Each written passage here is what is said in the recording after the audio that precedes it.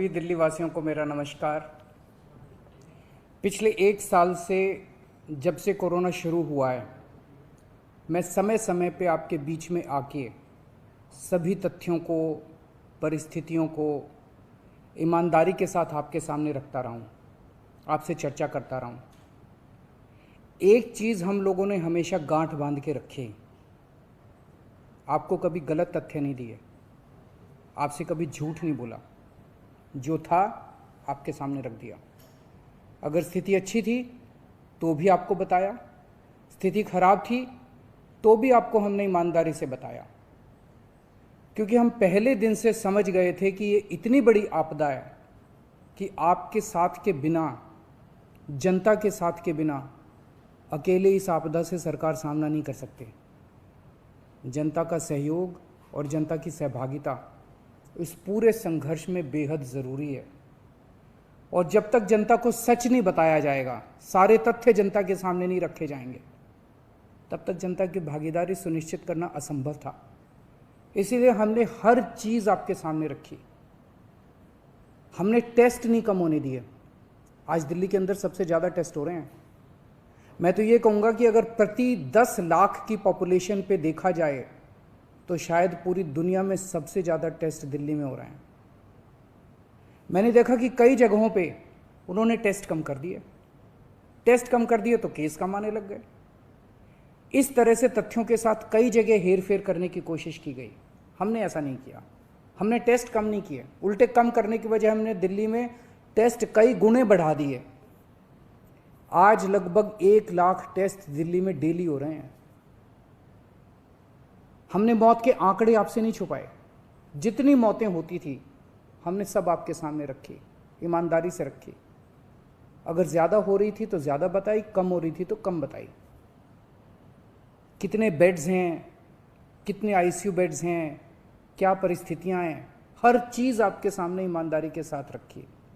और इसी वजह से जब भी हमने कड़े निर्णय लिए, हमें आपका पूरा सहयोग मिला, दिल्ली की जनता का पूरा सहयोग मिला। मैं हमेशा कहता हूं कि हमारी दिल्ली एक परिवार है। दिल्ली के 2 करोड़ लोग एक परिवार हैं। और जब परिवार में कोई आपदा आती है तो सारे परिवार के लोग मिलकर उसका सामना करते हैं। अब भी हम सभी मिलकर इसका सामना करेंगे। पहले भी जीत हुई थी, अब भी जीत होगी। आज दिल्ली में क्या परिस्थिति है? पिछले 24 घंटे में दिल्ली में लगभग 23,500 केस आए हैं। उसके पिछले 24 घंटे में लगभग 25,500 केस आए थे। तो पिछले 3-4 दिन से रोज हम देख रहे हैं लगभग 25,000 के करीब केस आ रहे हैं। पॉजिटिविटी बहुत ज़्यादा बढ़ गई है, संक्रमण दर बहुत ज़्यादा बढ़ गई है। दिल्ली के अंदर अस्पतालों में उपलब्ध बेड्स की भारी कमी हो रही है। डेली 25-25 हज़ार अगर पेशेंट्स आएंगे तो कोई भी व्यवस्था चरमरा सकती है। दिल्ली के अंदर बेड्स की भारी कमी हो रही है। आईसीयू बेड्स दिल्ली में लगभग ख़त्म हो गए हैं। आज सुबह मैं ऐप पे देख रहा था 100 से भी कम आईसीयू बेड्स दिल्ली में बचे हैं। ऑक्सीजन की भारी कमी हो रही है। कल हमने सेंट्रल गवर्नमेंट को भी लिखा है, उनसे बातचीत चल रही है। परसों रात को एक हादसा होते होते बचा। एक प्राइवेट हॉस्पिटल ने हमें बताया कि परसों रात को 3 बजे के करीब उनके अस्पताल की ऑक्सीजन लगभग ख़त्म हो गई। वो बोले जी हम तो बहुत बुरी तरह से डर गए, बहुत बड़ा हादसा हो सकता था। इधर उधर हाथ पैर मार के किसी तरह से उन्होंने कहीं से ऑक्सीजन का इंतजाम किया। दवाइयों की कमी हो रही है, रेमडेसिविर दवाई की खासकर काफ़ी कमी हो रही है। ये सारे तथ्य मैंने आपको डराने के लिए नहीं बताए। ये सारी परिस्थिति है और इन परिस्थितियों में हमें अब अगला कदम क्या उठाना है, इस पे चर्चा करने के लिए मैंने आपको ये परिस्थिति बताई है। तो दिल्ली के अंदर कोरोना की परिस्थिति काफ़ी गंभीर है।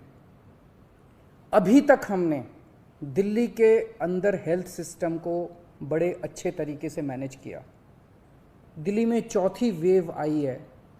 पहली वेव पिछले साल जून में आई थी जिसमें 4,500 के करीब केस आए थे। दूसरी वेव आई फिर सितंबर में, फिर तीसरी वेव आई जिसमें 8,500 के करीब केस आए थे।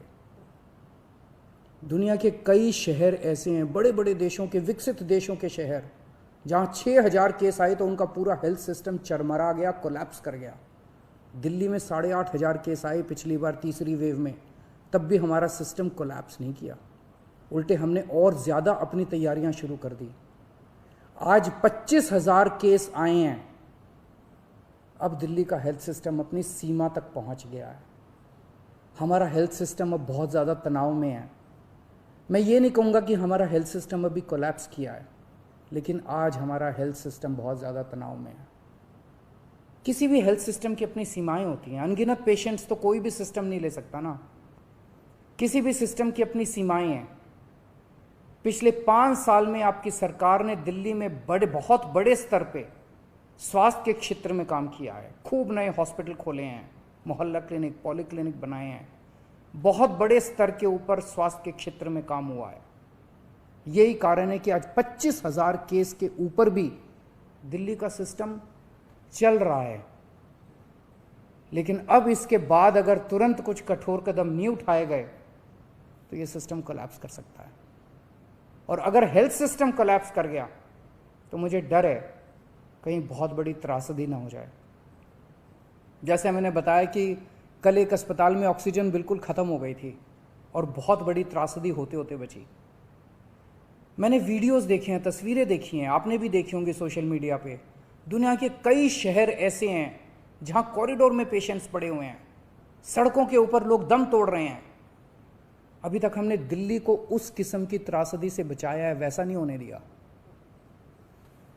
आज सुबह 11 बजे मेरी और एलजी साहब की मीटिंग हुई और इन सारे पहलुओं के ऊपर, सारी परिस्थिति के ऊपर काफ़ी विस्तार से बातचीत हुई।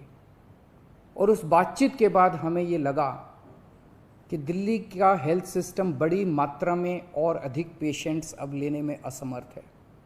अगर हमने अभी लॉकडाउन नहीं लगाया तो कहीं ऐसा ना हो कि बड़ी त्रासदी हो जाए।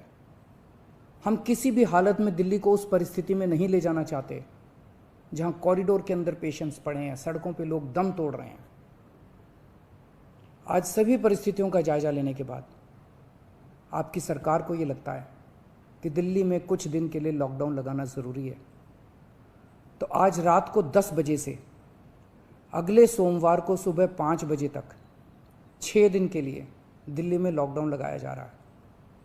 इस दौरान जाहिर है कि जो एसेंशियल सर्विसेज हैं वो जारी रहेंगी, खाने पीने की, मेडिकल व्यवस्थाओं की वो जारी रहेंगी।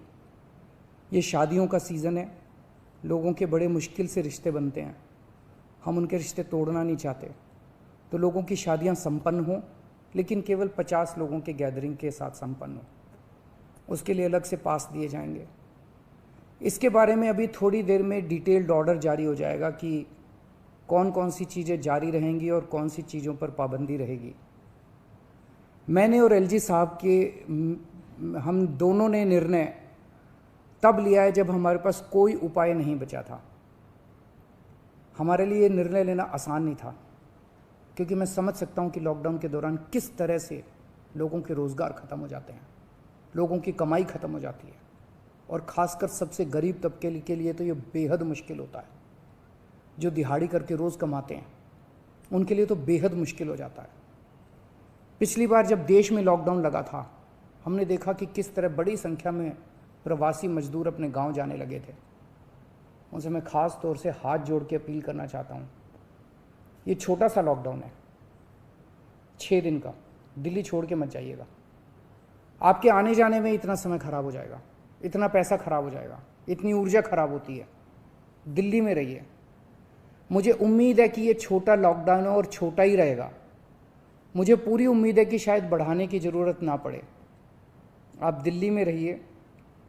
यकीन मानिए, हम पूरी ईमानदारी के साथ सब मिल के लड़ेंगे तो जल्दी इस मुसीबत से छुटकारा पाएंगे।